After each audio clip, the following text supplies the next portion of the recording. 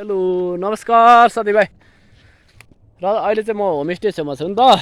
यहाँ चाहिँ अब धान हेरिहाल्नुहोस्, धानहरू चाहिँ यस्तो दामी है। अहिले चाहिँ झुलिरहेको छ, बालहरू चाहिँ टक्कै डुइने कामहरू भइरहेको छ नि त।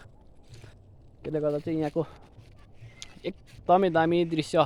अहिले तपाईँहरू घुम्न आउनुभयो भने चाहिँ होमस्टे छेउमा जसलाई धानबारीहरू मनपर्छ नि उहाँहरूको लागि चाहिँ यो भिडियो मैले अहिले सार्वजनिक गरिरहेको छु।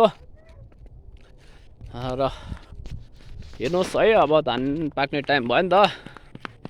र अब यो चाहिँ यता चाहिँ होमस्टे छ र यो पारिपट्टि देख्नु हुँदैछ, यो जग्गाहरू चाहिँ सिक्किमपट्टि देखिन्छ है। यो उँभो कोलुङपट्टि देखिन्छ र यस्तो छ। र साथीभाइ अहिले चाहिँ भने म ठक्कै यहाँबाट चाहिँ डोको लिएर आउँदैछु नि त, त्यो भएर होला यहाँ हाम्रो नानीहरू चाहिँ मलाई हाई भनिरहेको छ नि त।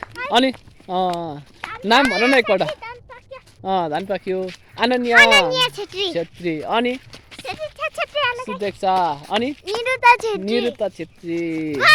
हाई। र नानीहरूले पनि है मलाई मिस गरिरहेछ, हाई भनिरहेछ होइन। ह्याप्पी दिवाली पनि अरे है। र यहाँनिर चाहिँ हेर्नुहोस् ब्याम्बोबाट बनिएको याक्सा है, तपाईँहरूलाई देखाइरहेको छ नि त। र यो चाहिँ कहाँनिर भन्दा चाहिँ होमस्टे छेउ है। र यो चाहिँ होमस्टे गेट हो है, यहाँबाट उता चाहिँ होमस्टेपट्टि जान्छ नि त।